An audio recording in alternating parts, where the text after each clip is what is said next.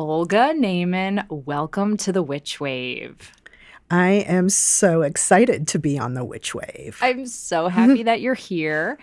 Now, you have a brand new book out, and I'm just going to be honest. We both forgot to bring our copy of your beautiful book. Yep. And I'm annoyed about it because we are here to talk about the magic of interior design and beauty. So, of course, your book is like this exquisite object.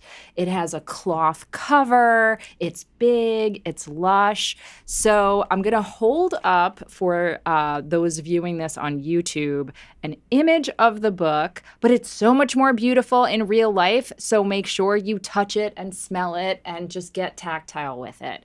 But a big congratulations on Spatial Alchemy. Design your home to transform your life. What a good title.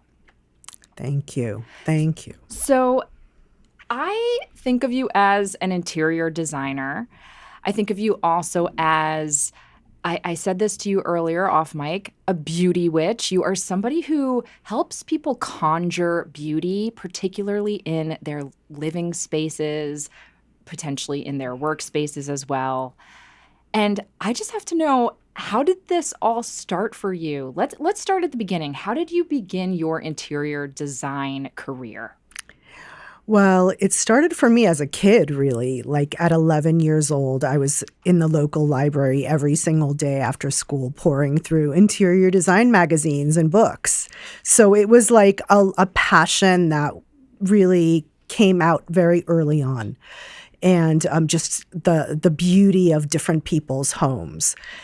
And then I got a job at a magazine, at the same magazine that I would look at as a child, House Beautiful magazine. And I became an editor there. Started out as an assistant and kind of worked my way up. I became an editor, and then I left to go to graduate school and study set design for theater. So I wanted to work with spaces even deeper, like in a more theatrical way, because homes were amazing, but I kind of wanted to play in a more theatrical capacity. I love the idea of our home as a theater well. Do you think of it that way? Oh, it's experiential theater. And you get to set design it. You get to lighting design it. You get to design the experience you want to create for yourself. I love that so much. And listeners know that my husband, Matt, is a playwright. So we spend a lot of time in the world of theater. And now you're helping me like come up with new language to talk to him, to maybe get him more interested in interior design. And he certainly is very engaged in terms of the magic of our space and so on. But I love that different framing for it too. That's so beautiful. And theater is such a transformative art as well. So the theater of living, how magical. So let's first talk about when you were a kid and you were looking at those interior design magazines and House Beautiful specifically. What do you think it was that attracted you to it? Was there something different that it was offering you in the pages that maybe you weren't getting in the spaces you were living as a kid? Oh, totally.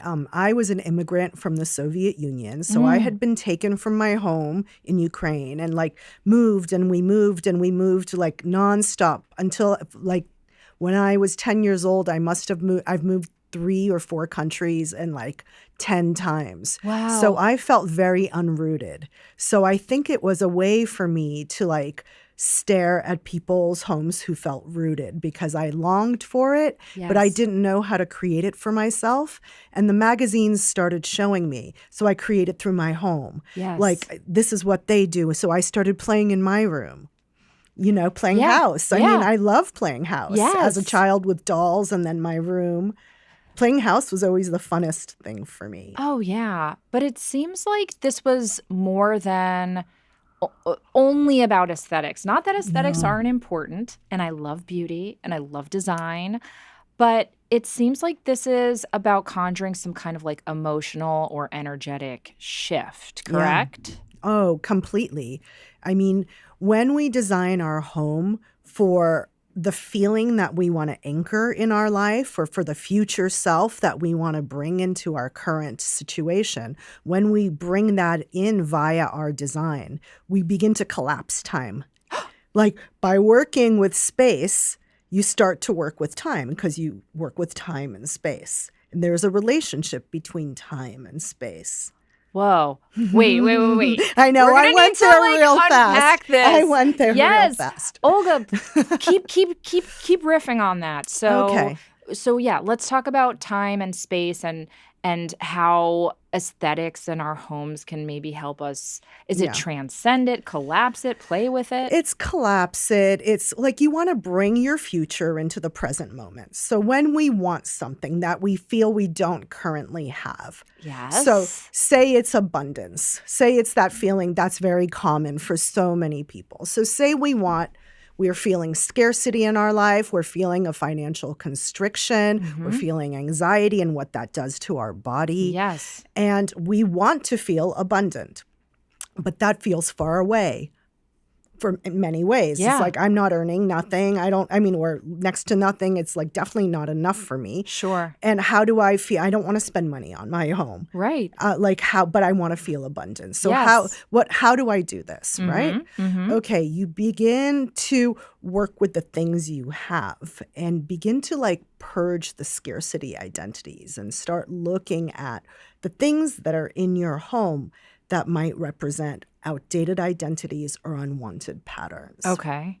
And so, oh my goodness, there's like 70 directions I want to take this. So, okay, let's stay with your example of conjuring abundance.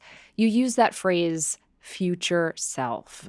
So if someone is in a place of scarcity, I could imagine them saying, well, I don't want to spend money on my home. Yeah. And particularly, I imagine when people hear you talk about coming from the world of like editorial interior design, and now I know you do interior design for a lot of clients, that has a whiff of luxury, Yes. shall we say. And that word luxury often is coupled with ideas of literal money, with expense, with status, with a lot of words that, frankly, in a capitalist society, more and more of us are uncomfortable with. So can you unpack that a little bit? If somebody is feeling that sense of scarcity, but they're hoping to conjure a future self who feels abundant and stable, what do they do if they don't have money that they can really invest in this? Okay. So there are ways that you can begin as a magical witch to work to weave the web. Yes. Weave a web. Begin to generate momentum and weave the web of abundance in a very small but intentional and deliberate way, one step at a time. Okay. But I want to share that with you. But I want to actually back up. Yes, because please. what I want to say is the first thing you want to do is begin to see your home with new eyes. You want to start looking for patterns of scarcity that are already in your home. Okay. Like unwanted. I'm going to give it a few examples Please, of it. please. For example, a friend of mine who is like a high-level marketing director, like at the top of her game. I came to her home, and she had this junky chair that she had found on the street. And all New Yorkers, we all feel pride when we find yes, we the do. thing on the street. Oh, you know? yeah. And especially when it's good and it works and like it's like so satisfying, Yes, right? absolutely. So she had found this chair. She was in her 50s. She had found this chair on the street in her 30s. It had followed her around to like all her apartments. And I was like, you're at the top of your game. If you don't like release these, like the thing that you found on the street that represents like so many identities of you, like, do you really, is it like more resonating with the future you, or does it resonate more with the past you? I see. And that is the big question. Is this object resonating with would my future self have this object? Now, if she had said to you, yes, I have good energy with this Yeah. chair, it's lucky, it's beautiful, you wouldn't have cared that she No. found it on the street. You wouldn't have No. cared that she bought it in her 30s. But you're intuiting, or you intuited that perhaps this chair was something she felt like she had to keep bringing forward, and maybe she had outgrown it. Is that right? She had outgrown it, and in fact, it like brought the whole space down. It wasn't like, it didn't feel like what she said she wanted to bring into her life. Yes. So it was like the opposite of that. How interesting. Yeah. So did you convince her to let go of it? I did. And then when she did, it just like felt like so much space opened up for her. Like, and then she did that. Like here's a personal story. Please. I had a like beautiful table that was my desk that I worked on. And this table I had designed for this super chic event that I did when I was in my 30s. And it got all these accolades. What a cool table. What a cool table. Yes. And then the company let me keep it. So I was like proudly working on this table, and it was a surrealist table. This is in the book. This is a story in the book. And the image too. Yep, it shows it, but it showed it. The image shows that this table was a surrealist table, and it had all these like witchy little legs going in opposite directions. And you know, I would have loved that table. It was a cool table. Yeah. It was actually like this was a chic table. Was in magazines. Yes, but it made me realize it embodied the same scattered energy, all these little legs going in different directions that I actually lamented about. It embodied my biggest complaints about my life in that table. And once I realized it, it was a big aha moment. And just to pause you, so were you feeling that you were scattered? Mm-hmm. Were you feeling like you weren't centered? And the table represented that because the legs were surreal and kind of... I felt exactly like that table. Magical, witchy, but moving in many different directions. Okay.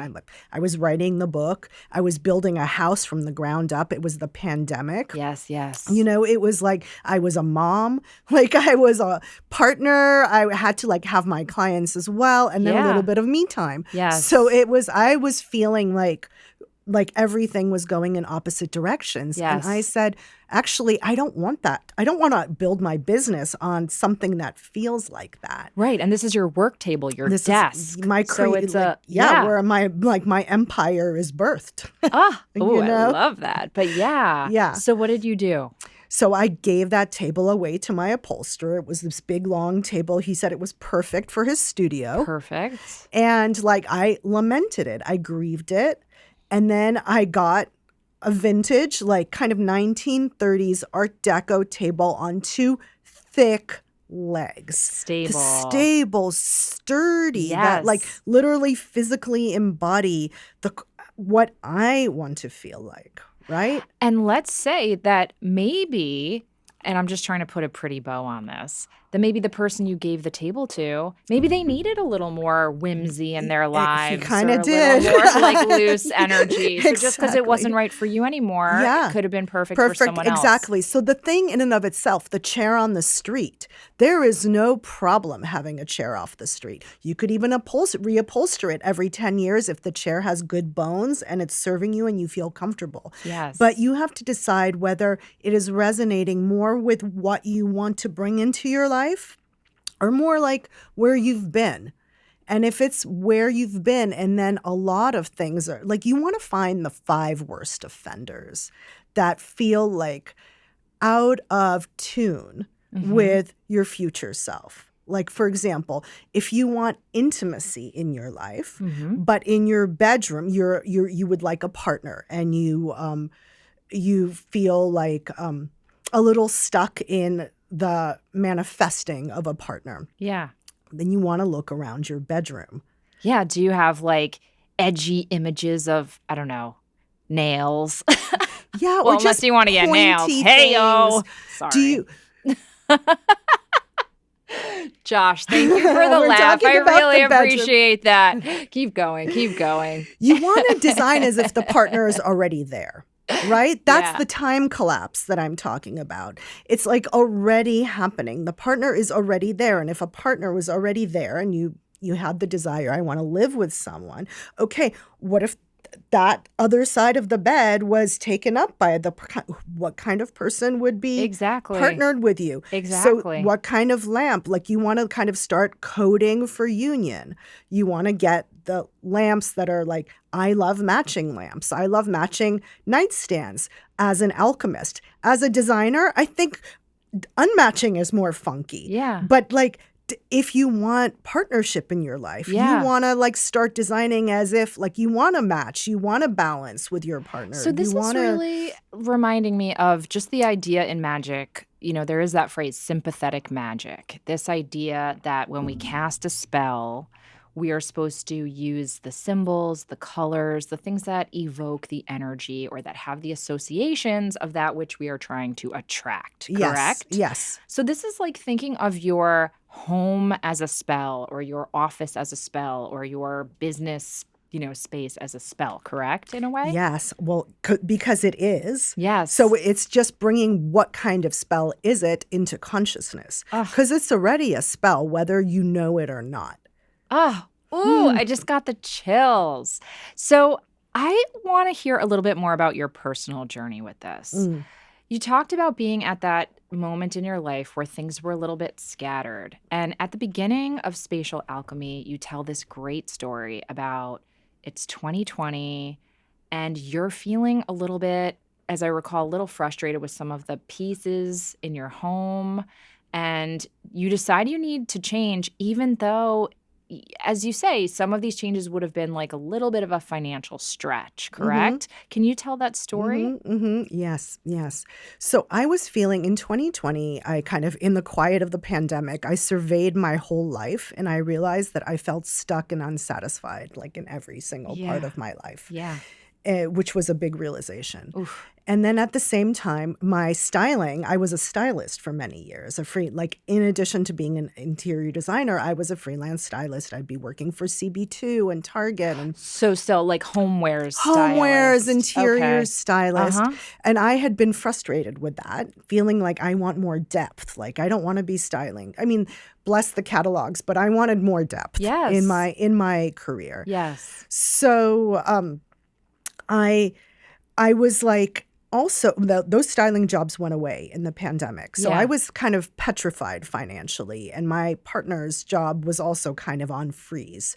So we were into our savings at this point. And at the same time, my sofas were coming apart because my 5-year-old twins were like literally destroying them. They were home doing Zoom kindergarten and destroying the furniture. I cannot even imagine. My goodness. It was bananas. So literally the springs, it was like a cartoon. The springs were coming out. Yeah. And I was looking at this and thinking, I need to reupholster. But then I was like reupholstering and literally all the like a chair, a sofa, everything was coming out, all the upholstery, because it was old. And I'd been saying, I'm going to wait until I move to like my dream house to buy the things, But so I was in a lot of scarcity around it. And then I kind of had the thought that, okay, I'm not going to reupholster for my now self. I'm going to reupholster for my future self, the one that lives in her dream home, the one that has those things. I'm going to just take the leap and just say, I am really ready to step into that. I'm ready to like take a risk and step into that. Yes. So I just kind of said, universe, I am ready. Yes. And then like I bit the bullet and I bought the beautiful fabric. And then like my living room immediately just the whole thing shifted. Oof. So I didn't want to buy new upholstery. I wanted to like just reupholster what I had. Yeah. And then suddenly, like 2 weeks after it all arrived, because it all arrived, I literally emptied out my living room of all the upholstery. We sat on the floor for a month, Yeah. And then everything came back. Okay. And then all of a sudden, like so much shifted in my life. It was like, what happened? I was feeling stuck, and then suddenly the Washington Post, and there was a series of steps here, but I'm just the Washington Post wrote an article about my work, how I was a design therapist, because I connected with a reporter. I was telling her about my work, and she was like, "This is fascinating. I want to write about it." So you were calling yourself a design therapist at that point? It was more of a design therapist because I didn't even have the spatial alchemy language, or I did, but I wasn't like thinking that the mass. You weren't out of the broom closet I was not out of that. I was like inching my way out. So psychology, and I do work a lot with psychology and the psyche and how your home affects your psyche, your conscious, your subconscious. So I was really feeling comfortable calling it psychology. Am I remembering that your parents or one of your They're parents? both shrinks. Yeah, there you go. And I have a BA in psychology. There you go. So I felt comfortable in there. Sure. So it was a design therapist. But then suddenly, the publisher who published my book called me the next day and said, "Do you want to write a book? I think you have a book." They hadn't published the book yet. I hadn't been going for being an author like that. I wasn't even thinking that I could do that. Like I wasn't. So they saw the Washington Post article and they said, "We want to publish. We want to publish. If you want to write a book, we want to publish it." Wow. And it just fell on my lap, and then I was like, "Whoa, how the F did I manifest that? It's okay. How the fuck? We can handle it. How the fuck did I manifest that?" Yes. Like what? Like, so then I kind of scanned. I was like, I must have done something right. I'm going to like sit here and think about what I did. What was the big thing I did that like caused this like good fortune to literally fall in my lap. Yeah. And so you think reupholstering these pieces, bringing more beauty and positive energy into your space kind of was that message in a bottle to spirit, which said, all right, I'm ready. Bring in more magic, opportunity, abundance, and so on. It just unstuck all this because that upholstery had been old. I had upholstered those chairs and sofas when my kids were born. Yeah. So it already been like 5 years old of like kids. Yeah. You know, so it was like literally peeling off skin. It was like, think of the metaphor. It was like peeling off skin. Shedding a skin. And putting a new skin that resonated more with what I wanted to bring into my life than actually what I currently felt at the moment, which was scared. And mostly scared of like about my future. Yeah. And then I brought in sofas that represented like the physical aspect represented me not like sitting in the abundance. And then it fell into me. So I started really experimenting. Oh. I was my own first guinea pig. And then on my clients, I was like, actually, people are ready. And as the pandemic went on, I was actually, people are really ready for this conversation. So what, I don't know, books were you reading? What magical or spiritual modalities were you researching and tapping into, which gave you this framework? Or was it all intuitive? Like, were you learning about feng shui and all those things? Or were you just trusting your own intuition? So I was definitely learning and researching. So I was on my own personal journey in the pandemic. I said, like, as soon as the pandemic happened, I've always wanted to learn the Kabbalah. Oh. Like, I've never had the time. Yeah. Now I have no job. Yeah. So I actually have the time to learn the Kabbalah. And that's actually really what seeded it. Yes. Because that is my own tradition, the Jewish tradition. Yes, I have. So me too. With Feng Shui, what always bothered me personally was that I wasn't from that culture and I'd like the appropriation. Like I didn't really want to. I found it fascinating. Yes. But there were parts of it that I couldn't relate to personally. But I knew that my home and my life were in conversation. As a designer, all designers know that because we have such a lot of not even designers, homeowners know that. We just know that. So or renters, exactly. Anyone who lives in a home is what I meant. Of course, I know that. But it was more like the Kabbalah started seeding it for me because it's a map of how you bring spirit into matter. Yes. How spirit into matter, how spirit is condensed into matter, and matter is brought forth. Yes. And that's how I see it. That's my lens of seeing it. And that is a very fascinating thing. Like, as witches, how do you take the ineffable, the spirit world, how do you work with the etheric plane and bring it into the material world? This is what my next book is about. Right? Yeah. How are we able to tap into what I call creative force and then manifest it and make it material through our art, through our homes, through our businesses, whatever it is? How do you take spirit and bring it into matter? Yes. So that is what was fascinating for me, with the studies. So I started studying the Kabbalah in ancient Egypt and the Golden Dawn, and one thing led to another thing and all the things, and alchemy. And so I came at it not from the Wicca perspective. For me, it was from the alchemical lens, especially like kind of the ancient Egyptian, Judaic, Abrahamic religions, because I felt like, okay, like I can resonate. This is my heritage, Yeah. and I could resonate with that. And then there's also the psychological factor. Yes. How does that impact the psyche? And I'm a student of the psyche. So Mm-hmm. all those things were kind of gurgling together in my cauldron, If you will. Yes. if you will. How beautiful. So, okay. You start this process in your own space, and then you start bringing it to your clients. Yes. And how did this help their lives shift? Did you see a palpable change when they started taking your more magical advice? Definitely, definitely. I mean, anyone knows, even when you think of what you feel like when your home is messy and what you feel like when your home is clean. Can we talk about clutter? Well, I actually have a more interesting conversation. The difference Please. between decluttering and dissolving. I remember this from your book. I Yeah. love this. Please And keep going. for all witches, we know this. This is kind of the Yes. Negredo phase of alchemy. This is Yes. kind of when Death and the death and rebirth. Dissolution. It's like Mhm. literally starting with the death. And if Mhm. you want a rebirth, you have to go through a death. So when you do it in a very intentional way, and when you work with this death, this dissolving, and you want to start dissolving outdated identities out of your home, then it is way more potent than decluttering, because decluttering is awesome. Yeah. We love decluttering. I love decluttering. But it's only the top surface, and then the clutter appears, and then you're in a cycle of decluttering. I'm and, sure I don't know what you know, mean. we all know this. Yes. But when you start working with dissolving, you're dissolving outdated identities, and it goes more deep. Mm-hmm. And you begin to disrupt patterns.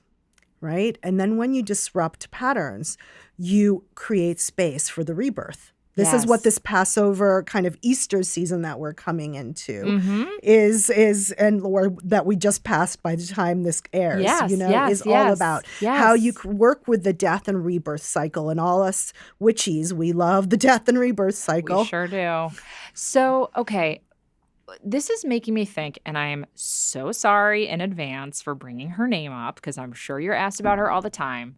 But it makes me think of Marie Kondo and the idea, who, by the way, and I've mentioned She's this before, amazing. she's amazing. She also Yeah. has a Shinto background. Like, she really has this more like animist sort of way of engaging with objects and things. And she doesn't talk about it that much, but it's true. But I love this idea that you're kind of you're evolving it. It's not just about touching a thing and how does it feel. You're like literally, can you see this in your future? Can Yeah. you, or does this object help you connect to your future self and the things you want to bring in? It's this whole other like holographic layer that to me is beyond just like, do I like this? Does this feel good now? Yeah. Right? Well, it's like, would I buy this again? Mm. You know, like, would the person that I am buy this thing again? And if most of the things in your home you would not buy again, you want to start looking at that. Ooh, that really hits me. So, what do you say to somebody who literally does not have the money to spare on this? You're saying it's okay. You can still get rid of things that Yeah. are weighing you down and live in a- repurpose things. Yeah, that is the number one thing. So the first thing is you want to, see the worst offenders. You want to start seeing the things that really you would not buy again. In fact, Yes. you are kind of sick of looking at. Yes. That because they're no longer resonating with you. So that's Okay. step number one. You want to purge, right? You want to see things with different eyes. You want to purge, create a mini death, just let go. Then you want to sit in the emptiness a bit. Don't run to buy stuff. And That's going to feel be like, hard for me, Olga. well, just allow. I know, Yeah. because we are afraid of emptiness. It's like the winter, but you're causing a death, and it's like the empty womb. Yeah. But is it really empty? It's actually pregnant with possibility. There's when you create space, nature pours a vacuum, right? Right, Other right. things come into the space. Right, So right. you want to let that process breathe a bit, Okay. Yeah. And this is why I'm so excited to kind of talk people through this, you don't need to spend a lot of money. Okay. So here's what you want to ask yourself. Now you're beginning to weave. First you purge, and now you reweave the new pattern, right? I'm getting the chills. Okay, keep going. So you reweave the new pattern tiny step at a time. Okay. So think of the things that you touch most often in the day, like a tea towel, the water glass next to your bed, Yes. your sponge, your watering can, your coffee mug, your whatever it is, salt and pepper shakers, your olive oil glugger, like your whatever it is. Yes. And begin to start thinking, how can I, with this one object, upgrade this one object and make it like 20% more exquisite, or 20% like more in line with the energy that I want to bring forth. Right? So these are little things, like the most exquisite sponge money can buy. Wow. Like is probably going to be $20. Right? Right. So a lot of us, you want to start like weaving abundance and the energy of exquisite and regal The and energy of exquisite. right? Give it to me. That's like affordable luxury. So Yeah. you asked at the beginning of the segment, like talked like about how we kind of cringe with luxury, but part of us really wants it too. And there's like, we course. all have this conflictual relationship with it. Yeah. But if it's like small, exquisite items of beauty, you begin as you weave strand by strand to see how it makes you feel to interact with that sponge on a daily basis, to interact with your water glass Right, on a right. daily basis and drink water from the most beautiful, could be vintage from like Goodwill. I mean, it's so funny, Olga, because so Matt and I have so many mugs. It's ridiculous. But I only use one mug for my tea in the morning because it's beautiful and it's special. And I guard this thing like it's the jewel of my cave and I'm a dragon. Like I love this mug so much. And Matt is even more protective of it. Like it's just really special. And that is a moment every day. And I really appreciate this mug. Like I really love it. Right. And I love the idea of trying to have those moments. They're rituals too. They're rituals. You know, and weaving them in other pockets of my day and not just keeping it for breakfast, you know? Exactly. Like think of what life, like imagine 10 times the energy of the mug, you know, in a sponge, in a drinking glass, in your salt and pepper shaker, in your shoehorn, in your, like think of love these that like. you use a shoehorn. That's I so love a darling. good shoehorn. Do you? Yes. What am I missing? It's just like, I hate that feeling of like shoving my foot into my shoe. It is not Wow. regal. Damn! You heard it here. Okay. I do used not to have do a it. shoehorn. I used to hop around on one foot Yeah. and shove my other foot into a shoe. And then I thought, like, I do not, my future self, I'm 51. Okay. My future self and my present self does not Yeah. hop around. Like, that was for when I was 20. Yeah. I do not want to hop around any longer. So I bought myself a beautiful tortoise shoehorn and I sit down on a beautiful chair in my foyer and I put my shoe on with my shoehorn. Okay, so I do have an equivalent now that I'm thinking about it. We all have an equivalent. My equivalent is a number of years ago, I bought a beautiful letter opener. And like, I never would have even thought to buy such a thing, you know, when I was in my, 30s or 20s. But, you open mail, it's a thing. And there's just something about having that beautiful little object that just makes that moment more special. And usually It you're does. opening mail, or often that's like True. a bill or It's a whatever. such a chore, Yeah. but this helps it be less of a chore. Big time. I need to get a new letter There opener you because go. my mail I'll get a piles shoehorn. up. For all the mail piler uppers, Yes. the antidote is a beautiful letter opener. There you I like it. A go. beautiful pair of scissors. How fabulous. Yeah, and a lovely tray. Exactly. Like making a ritual of it. I love that. Yeah. So that's basically that's an aha moment for me. Yeah. Like so basically you start receiving these little aha moments, making tedious rituals maybe a little bit more pleasurable by the addition impression of a beautiful object. Yes. And you're like weaving that into being. And then you want to see, as the witch you are, you want to start seeing how life responds. Yeah. So here's where the magic is. Okay. Is like at what point, how many strands in the web that I am weaving will it take? And it's going to be subtle at first, as all spells are, to like bring like a synchronicity, unexpected doors opening, the feeling of the tide is turning. Yes. An opportunity. These little, a conversation, a sign, like some kind of sign, a feeling, an intuition, whatever it is, however it is, your magic is working.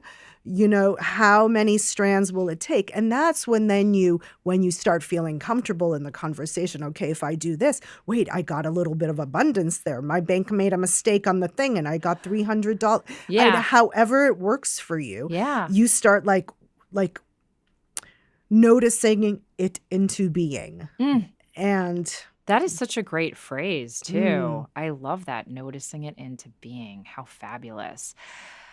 It's interesting how our spaces also, they reflect who we are and they also reflect our desire. Mm-hmm. So one of the anecdotes from my life that's coming into my head is, so Matt and I bought this little house upstate a few years ago, and it's a really humble little abode. Right, you spoke about it. Yeah. But we just knew, it had good bones. We liked the location. We could afford it. It didn't look like our dream house, but we knew it had potential. Mm-hmm. And it's been this ongoing project of making it feel more and more magical and more our style. And one of the big moments we had is there was this accent wall. Mm-hmm. It's the first wall you see when you walk in the door. And the prior owners had painted it. This is going to sound pretty. I promise you it wasn't. It was like a sky blue, but it was kind of like a kindergarten class, bright. Right. Oh, yeah. Annoying, grating. Very kind of. bright. It just wasn't our taste. Yeah. And it made me feel every time I looked at it. And Matt and I were looking at paint swatches, and my favorite color is purple. And we already have this couch that has purple upholstery on it, and my grandpa made the couch, but we reupholstered it in purple. And I kept gravitating toward these purple swatches, and then I'm like, no, I can't. It's too much purple. I don't want to be the purple crazy lady. Like, I can't. Lady. And Matt was like, it makes you so happy. Yeah. It makes you so happy, and it'll look awesome. Like, why don't we go for it? At least let's try it. We could always repaint it. And I was like, I don't know, dare I? Could I? And like, we did it. And it's my favorite thing. It's just the most beautiful, glorious color. It looks beautiful with the couch. And there's plenty of other colors around, so it's not, the only thing. And it just delights me. But it's interesting how I had a little bit of tension and self-consciousness around it. Like, would I dare be that exquisite and extravagant? And then doing it, like, really felt amazing. Because you touched in with the future self that dares, Yes. And it brings up a really interesting thing, not only about daring to let yourself do the audacious thing and play in the audacious space, but it also brings... I love that phrase too, play in the audacious space. Come on. Yeah, right? Yeah. Especially if you want that in your life. Yes. If you want like more confidence, more audaciousness, start working with scale. And I want to talk about color a little bit. Please. Because so many people, that's like the big question. Yeah. Anyone like who meets me is like, how do I work with color? I'm really scared of color. I'm afraid to mess up color. You know, I'm afraid to paint my wall and then realize it was the wrong color. I mean, that is a really scary mistake. Not cheap. Yeah, it's not cheap and it's effortful. When you're doing it yourself or you're spending money to pay someone else. Exactly. So you want to start working with color. There's an easy way I find to tell people to work with color. Okay. Do you want the room to kind of invigorate you? So you want to do brighter colors, more intense. It's not about being scared of color. It's like some colors don't have intensity. Like think of deep purples that are almost like brownie purples. Think how rooted those are. I love and then that like kind of too. more electric violet. When you think of that scale of brightness and intensity, intensity. The deeper colors are down regulating your nervous system. So you walk in a room of like deep purple or a deep green or a deep like orangey ochre kind of color. Like that does something to your body. And simultaneously, bright pops of color are motivating, bring in vitality if you want more vitality, if you're fatigued, if you're depressed, if you're like, just need more uppers. Yeah. Bring in the intensity. Just do some touches, like some pillows, a textile on the wall. Like for those who don't want to paint is a great solution. Get a large textile or fabric at a discount fabric store and nail it with tiny little nails all around your room. I did that for a rental. Again, I had no budget. I was cheapity cheap. Yeah. But like with teeny little nails, golden nails, I nailed this orange linen fabric in front of this ugly stucco wall in my like Brooklyn rental. It was this like 70s stucco wall. It like offended me. I was like, I can't do anything about this freaking wall. But so I'm going to cover it with fabric. And I bought this orange discount cheapy fabric and just nailed it all across the wall. So the room became like this orange Casbah. Yeah. And it was very deep orange, and everyone who walked into it like felt it. Like, I love orange. We have a lot of orange too. It's a good color. Warm hearth color. And if you want like the depth, bring in the deeper colors, like bring in the less vibrant. If you want vitality and upper, so do you want to kind of settle down and go deeper? Or do you want to kind of bring in more vitality and motivation? Yes. That's how you really work with color, because deep brown is going to work with deep green, and that's going to work with yellow. And then you could add a little bright pop of yellow to kind of not keep it from being somber. So you start layering color. Okay. I have to ask you about, and I'm forgetting the exact phrase, I think it's something like your emotional regulation chair. Is that right? Is that what you call it in the book? Yes, that is exactly what I call it in the book. I absolutely am stealing this idea because I have some lovely chairs, but I have a fantasy chair that I do not yet have in my life. And my aunt, she has one of those, I think they're called like chair and a half chairs. It's and it's like I'm a small person, but it's not quite a love seat. It's a little smaller. It's for one person, but it's big. It's almost like I feel like a bird in a nest when I'm in this chair. And I'm a small person, so I can like curl up and it sort of like holds you. Yeah. And I'm like, I need that in my life. And I don't currently have the space for it in either of our homes. I'm going to have to like do some rearranging. Yeah. But I really think it's important after reading your book. I'm like, I need a chair that I just know is going to cradle me. Well, if you want that energy of being cradled, and who doesn't want to be cradled? I'm saying. Like being held, being like supported, something that really feels like nestled. If you want to like nestle more in your life, more softness, more holding, like it's bumpy out there. Oh, out in the big world. An emotional regulation chair. And like sometimes the reason I came up with that title was because I'd come home from work, and like immediately my kids would rush me. I would because they wanted my attention. Of course. I'd be overwhelmed. I'd be hungry. I'd be grouchy. And I would, before I could deal with anything, I would need to have a snack. Yeah. That was my way of emotionally regulating. And then I realized this is not a good habit. I kind of shovel in the snack and then I eat dinner again. And this is not a good habit. Okay. And that's why I decided I'm going to, instead of going for a snack, I'm going to spend 5 minutes in my emotional regulation chair, and the kids would pile on top of me and we would all sit in the emotional regulation chair so mommy could regulate her emotions. That's so sweet. So speaking of kids, I do not have kids and we're not planning on it.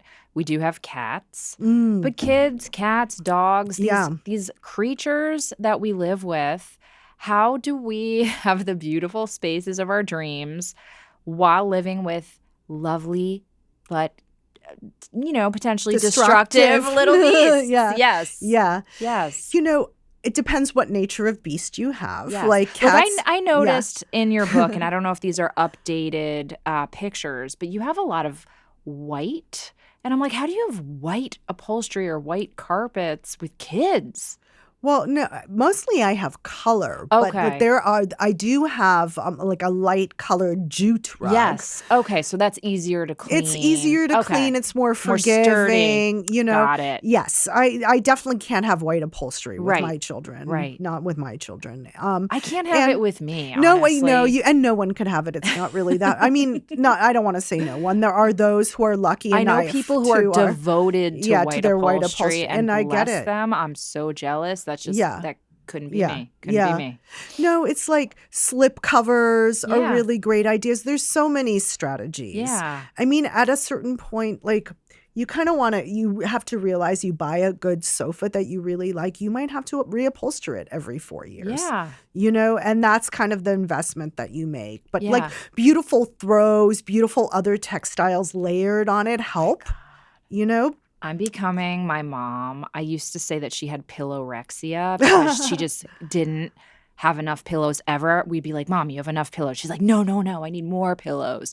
Like she just couldn't see correctly the pillow situation of her life. And now I'm becoming like a throw pillow queen. Yeah. But it's like the jewelry of your house or, it's beautiful, soft, like accessories and art pieces, Totally. And then there's always the balance. So you have to feel into whether you might want to take away a few and see how the room feels. I had her take away a few. Yeah, you did? Oh, I did. Okay. When I visit them and bless them, and they'll probably watch this, and I love you, Mom, so much. But when I visit them in Arizona now, I grew up in New Jersey, but they moved to Arizona a few years ago. They moved to a smaller space. Right. My mom's an artist. Right. My dad's a musician. They have a very eclectic life with lots of beautiful art objects. So many fucking bowls, I can't even tell you. So many seashells, I cannot begin to express. But anyhow, bless her, she let me very gently help her like declutter some of it and take away some of the pillows, take away some of the bowls, really choose the bowls she loves. And we donated the other bowls. And it made such a difference in her space. So anyway, I just want to tell you like everything about my life. And I just want you to look at my spaces and my family's spaces and so on, because it's such a gift that you're giving people with this. And it's really empowering. Like I feel really motivated after talking to you and reading your book to like make some changes. Yeah. And then do it, because then here's the fun part is you get to see how your life responds. Right? Yes. Because the changes in and of themselves will feel good. Yeah. And it's really fun to like shift the energy in your home. Yeah. But the cool part happens when your life starts to respond. And then you get to tune into the conversation. Okay, I do this in my home. Okay, this thing happens in my life. I do this in my home and this thing happened. And I know that, and I feel intuitively that there's a direct relationship, a causal relationship, cause and effect. It's like making a spell and then the spell works. Wow. Right? So use your home as a spell. Yes. Oh, I love this so much. Now, I want to be a little bit nosy and ask you, were you raised with any sense of spirituality, religion, magic, or is this something that came to you as you became an adult? It definitely, I was a child of two parents, and I was born in the Soviet Union myself. They were born, and in the Soviet Union, religion or any kind of spirituality was stripped away, the communists, and like a religion is the opium of the masses. And with that, my parents were not particularly spiritual people. They were like, we came to America, we must survive. That was like we were very much in survival mode. Yeah. Being immigrants, refugees to this country in the late 70s, for a very long time until they got through their medical school and they began to, live their American dream. Yes. So I had no sense of spirituality because it wasn't really taught. We didn't really go to spiritual spaces until I went to France for the first time at 14 years old, and I found God through beauty. Oh, come on. The chills are chilling. Yeah. So I would Tell walk me more. into the Notre Dame because there were no, like the Boston churches were beautiful, but they were Puritan, Sure. so they did not open my whole body. Yeah, there's not an with the color opulence to and the them. opulence of the Famously, the Catholic. Puritans don't like exactly. opulence. Yeah. And I am a hedonist. Yeah. So I walked Well, into you're a those. sensualist. I'm a sensualist. I mean, Yeah. I think hedonist is a positive word. Yeah, And I'm a yeah. sensualist. And my body responds to these things very like antenna. Yeah. So we all know when we walk into the Notre Dame or a beautiful cathedral, we feel it. And just the buildings and the food and the sensuality of the place, I was like, this is God. Yeah. So that was my God until I had a spontaneous, like in my late 20s, I had a spontaneous kind of Kundalini awakening experience. And then Do you want to talk more about that, or is it private? no, I could speak about it. It was like just waking up in the middle of the night and like having access to more information, to like a wider range of information. And I was very confused at first. You were in your 20s living where? I was in the East Village, living in my 20s. Uh-huh. And I had just moved from London doing my graduate degree. And I was like house sitting at my friend's house, Uh-huh. you know, like, and I woke up in the middle of the night and I was like, I felt a presence. And I didn't really have context for this. I wasn't raised this way. And so I felt like, and I was like trying, and I was like, started asking it questions, and it started responding to questions.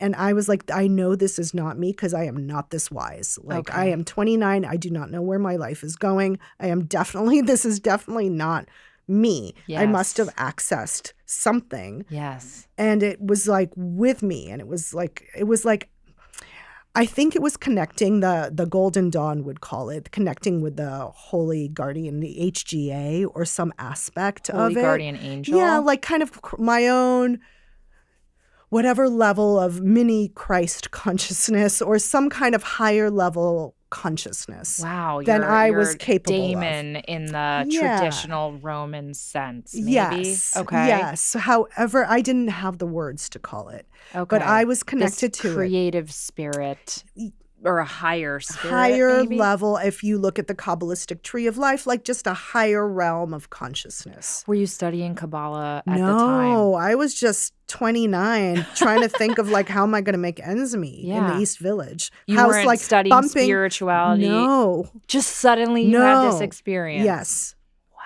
Yes, it came out of nowhere. So it took me a long time to put it into context, and it was with me for 3 months and then it suddenly went away. And I spent my whole 30s and 40s looking for it, kind of working with plant medicine and working with meditation and working with psychology and somatic psychology and group therapy and all kinds of everything that I could get my hands on, because I was like, I want to go back. I want to get back there. Yes. How do I get back there and like Yes. stay there? I want to live from that place. So many follow-up questions. We don't have time for all of them, but just to stay with this being for a moment, it felt like another presence. It wasn't, it was me. Yes. But it was like, it felt very Grand. familiar. Okay. That's where I think maybe the future self was kind of born. Now that I think about it, I'm actually making that connection now. But it felt like very familiar, but like way more expanded than I was. How incredible. And did you make changes in your life from that moment on? Everything changed. I mean, it was a direct, I think spiritual, religious people might call it a direct experience of the divine. Okay.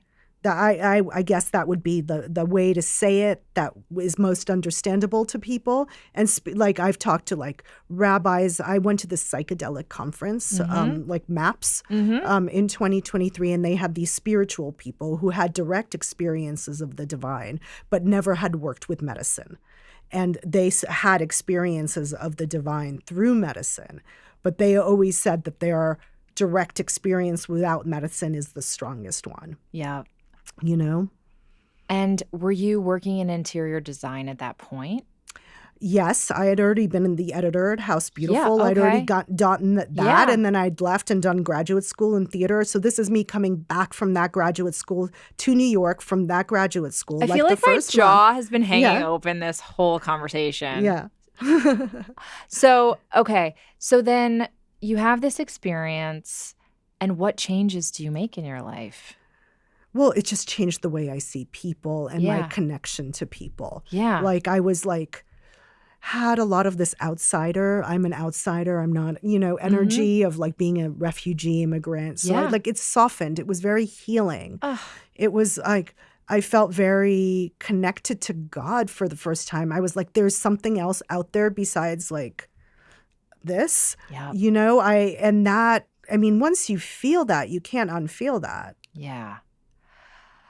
And now that you have this book out, it will be out by the time this episode releases. And it really is truly a magnificent book. I think listeners who are familiar with the Witch Wave and viewers know that I invite guests on here with a lot of intention and integrity. And when it comes to things like interior design, sometimes because you're not one of the you're what you're doing is very unique, but there are other people in the space of, I was just going to name names and I shouldn't do that. Picture a luxury website that we all know who likes to sell you spiritual ideas for a very, very high price, and spiritual objects for a very, very high price. And I really stay away from that. And yet your book attracted me and you attracted me to you because I truly believe in the magic that you are discussing here. And I have to know, now that this book is out in the world, do you feel like you are integrating parts of yourself that maybe when you were 29 and having that experience, it started to awaken even as far back then? I don't know. I would say definitely something awakened, which is like a desire for depth and a desire to bring that energy into my life, into the material world, and like really weave that, because it was so rich. Like it wasn't even about the moneyed life, but it was like the meaning and the like depth.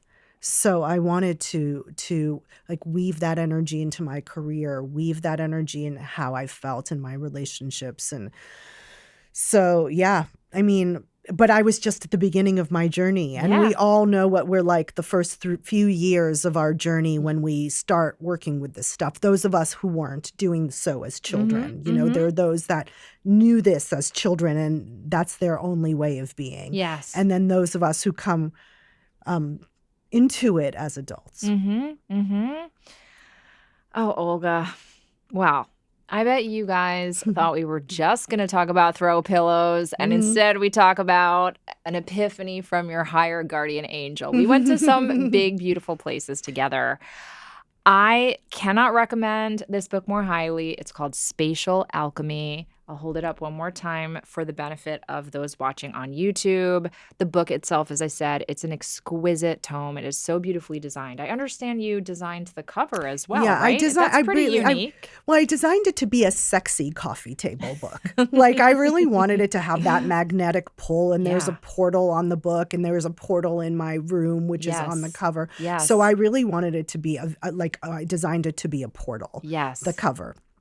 And so that it looks good on your coffee table. Yes. And then is really content rich. So it's going to like really show you how to shift the energy in your home in a very intentional way. So it's kind of both things. Yes. And I have to say, reading it, I was curled up, unfortunately not in an emotional regulation chair, but in a very lovely couch with my cat next to me and having such a beautiful time.